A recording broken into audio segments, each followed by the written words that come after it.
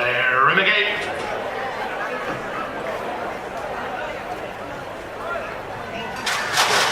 They're off in the 28th Holy Bull.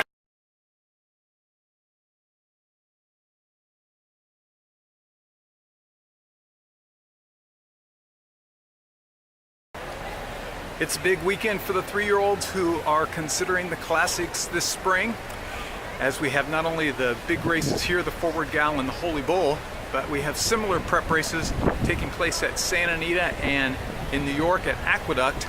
And then on Sunday we have the Las Virgenes Stakes for 3-year-old fillies, which will match the 2-year-old champion Champagne Room, who will probably not go favored. She will be second choice behind the exciting superstar Unique Bella. I think she looks much the best there. I think she's the Santa Anita Oaks and the Kentucky Oaks winner. You heard it here first. But the Triple Crown preps actually began on Friday. Todd Pletcher's budding superstar, Battalion Runner, who I had in his debut.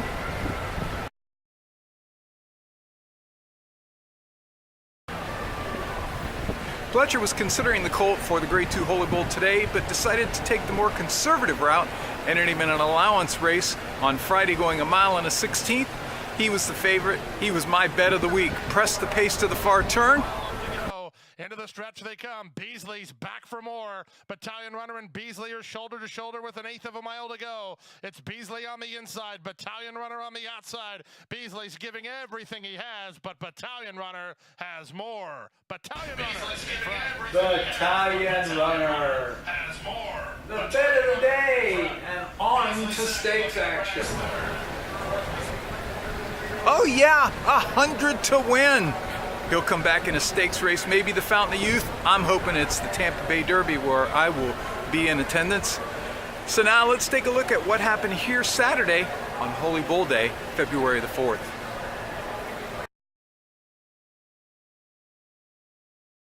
I got my first win today at Tampa. It was a maiden special weight, going 6 furlongs, and I liked Ashley's Megan's Bay. Ashley's Megan's Bay had been off slowly 4 times in a row, and I thought if she broke with field today, she would win by daylight. Well, she was off a step slowly, but she quickly was up into 4th, stalked the pace, moved 3 wide into the stretch, edged clear late, doubled the bet, even money favorite, got back $20.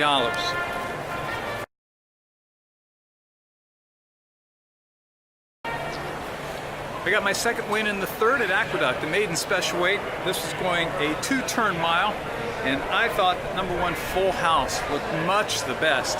This filly had 2 sprints and just looked to be crying out for more ground. With the rail draw, I thought she showed good speed and loved that best of 46 bullet. Right to the front, opened up by at least half a dozen under a hand ride, and man, when she took off for the wire over through the stretch, wow.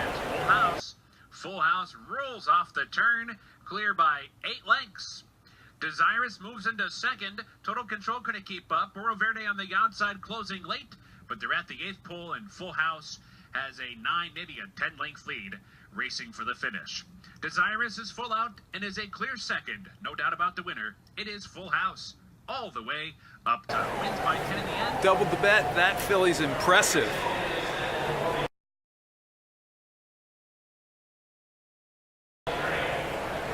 The 5th at Gulfstream was the first of the graded stakes. 7 furlongs, the Grade 2 Swales Stakes. I did not like the favorite 3 rules. This guy had gone unbeaten last summer, but at summer competition at Gulfstream, he'd won a bunch of stakes races and then went to the Breeders' Cup and nowhere to be found. Well, championship meet rivals, that's like running in the Breeders' Cup. So I did not care for him, especially at a short price. Instead, I went with number 4, Favorable Outcome for Chad Brown. Last time out, he'd been in the Grade 1 Breeders' Cup Juvenile Turf, but previous to that, he'd been decisive winner on the dirt coming from off the pace, and I thought that set him up nicely today. Javier Castellano, who's not been riding well for me, including in the Kitten's Joy today, the 3rd, where the favorite was way too far back and got into trouble. Today, he rode her perfectly. He had Favorable Outcome behind the front runners into the turn, swung out, made his move. Rules is next. Here's Favorable Outcome, traveling strongly while 3 wide on the outside, vanishes back fourth, then Impressive Edge as they race past the quarter pole. 3 Rules, the Florida bred is up to put ahead in front. Right back at him is Sonic Mule, over the top and Favorable Outcome. The 3 favorites to settle the score. Right between the 3 Rules, Sonic Mule to the inside. In deep stretch, Favorable Outcome surging to a short lead. Favorable Outcome wins the swale. Favorable Outcome blows by to win the Grade 2 swales. First stakes win of the day.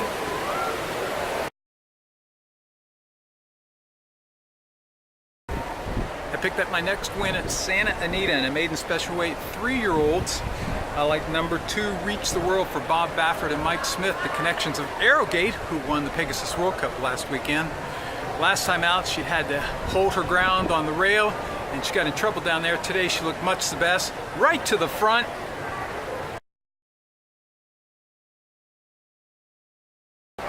Oh yeah, doubled the bet, another winner. The 9th at Gulfstream, I debated about making Todd Pletcher's first-time starter, Nona Bella, my bet of the day. This filly was debuting for Michael Rapoli, and she just looked to be much the best of her very talented field. Workouts were spectacular. Johnny V put her on the lead. Right at the top of the stretch, Gifted Lady is up to challenge for the lead. Nona Bella fights with her second. Awestruck wants into the clear from third as they run past the quarter pole. Nona Bella now set down for the drive and maintains a narrow lead. Gifted Lady tries to correct herself while second. Over the top, Salty. Nona Bella, Todd Pletcher.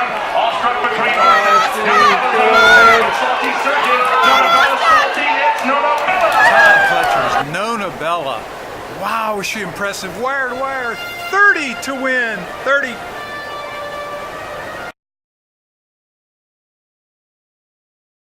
Oh yeah, cash for $60. Flipped over, watching on ExpressBet on my phone. I watched the fairgrounds, the Keith G Memorial. I like number 9, Cowboy Culture. Under Florent Giroux, stalked the pace into the turn. Challenged the leaders. And Hot Dad swings into action on the far outside. Gervin up the inside has a gap. We trail back to Red Corvette as they fan across the course. 3/4 went at 1 minute 14 and 1 for seconds. Hot Dad charging. Right there is Cowboy Culture, just leads deep in the final furlong. And Gervin toward the inside is staying on as well. They come past the 16th. It's Cowboy Culture for Florent Giroux. Cowboy Culture with a hat-trick of Doubled the bet. Nice. Another stakes winner for Mr. Mark.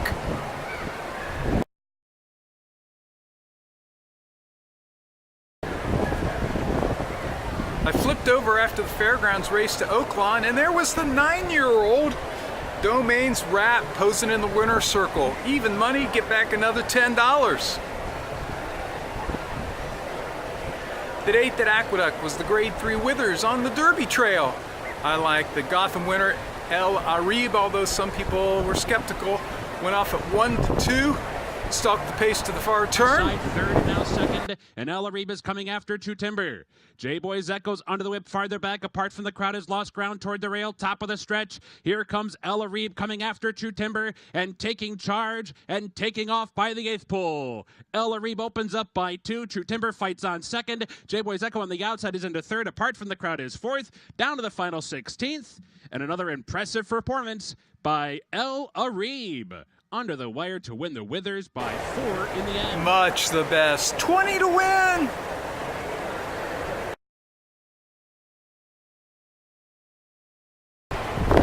Oh yeah, another stakes win.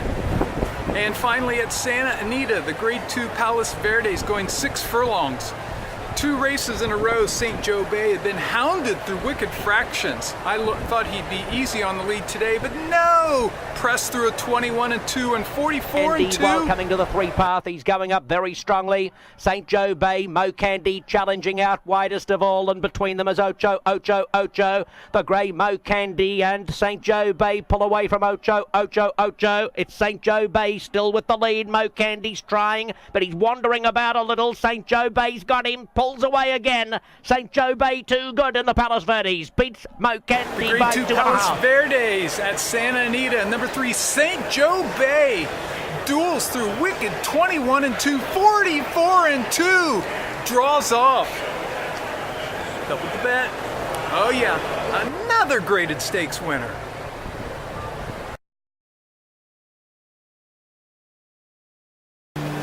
I picked up my next win in the 9th at Aqueduct, their finale, a maiden special weight for 3-year-olds. I like the filly number 7, Maple Mo. In her debut, she dueled on the lead, going 2 turns. Tough for a first-timer.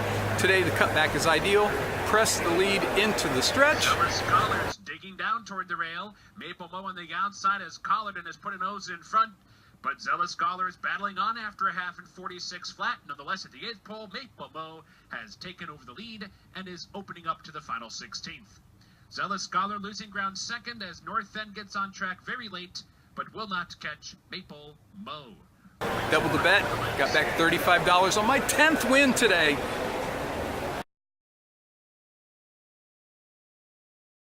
The 11th at Gulfstream was a grade 3 Swedish chant for 3-year-old fillies going 1 mile and a 16th on the turf.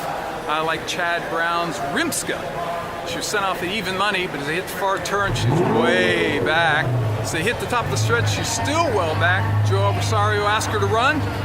Top 2 quicken up. A great time pushing along Okinawa to the top of the stretch. Compelled is now asked to get after the top pair third. Bahama Halo is 4th, then Mo Justice and Tammet. Rimska will have to get a move on. She has 6 lengths to overcome. There's an 1/8 of a mile to go. Here's Compelled to take a shot at the top pair. Tammet's also coming on. So is Mo Justice, and so is Rimska. In deep stretch, Compelled has the lead. Rimska! Up in time! Very close. Tripled the bet on another graded stakes winner.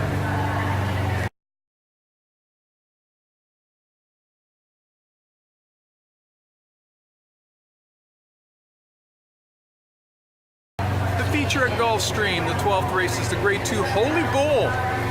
And it is 1 mile and a 16th with the first finish line. I like the favorite number 3, Classic Empire. He is the early Derby favorite. He is the 2-year-old champion in the Breeders' Cup Juvenile Still champion. 2 lengths off the lead. Cannavera to his outside and they turn for home with the Holy Bull. And Irish War Cry.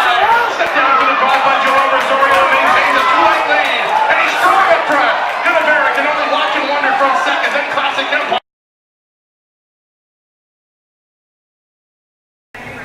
It's been a great day today. A slow week of winners, so I thought maybe today I'd have a good day. Double-digit winners, double-digit seconds and thirds. I had a lot of graded stakes winners, great action, big crowd. Just a great day. Gotta love Gulfstream. And there's more action tomorrow. Unique Bella and the Las Virgenes.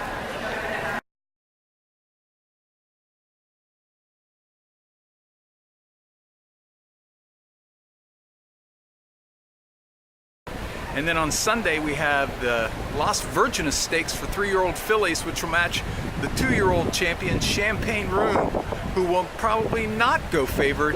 She will be second choice behind the exciting superstar Unique Bella. I think she looks much the best there. I think she's the Santa Anita Oaks and the Kentucky Oaks winner. You heard Bella it here in first. the clear is 3/4 of a length back third. Only a half length separating these two now. Unique Bella's gone up very sharply. All of a sudden, the grey head shows in front. Unique Bella takes up the running midway along the back stretch. Moves out by 3/4 of a length to Champagne Room and Mopatism. A gap of 7 lengths to Miss Southern Miss. Less than a half mile left to go. Unique Bella, Hollendorfer and Smith looking for back-to-back wins in the Las Virgenes. And it's the grey filly out by a length and a half to Champagne Room with Mopatism on the inside ahead away. She's starting to struggle now and 6 lengths to Miss Southern Miss. Coming past the 5/16th. Unique Bella by a length and a half. Champagne Room in second position being niggled along by Gutierrez. Unique Bella extends the lead to 3 lengths at the top of the stretch. Make it 4 for the Grey Star. 3/16ths left to go. Unique Bella well clear from Champagne Room, who's rejoined on the inside by Mopatism. Smith on Unique Bella, giving her an easy time through the stretch. She's well clear of Champagne Room. The Eclipse Award winner has been eclipsed. Unique Bella is putting on a show in the Las Virgenes. Last year's winner Songbird will be nodding her head saying, yep, that's how it's done.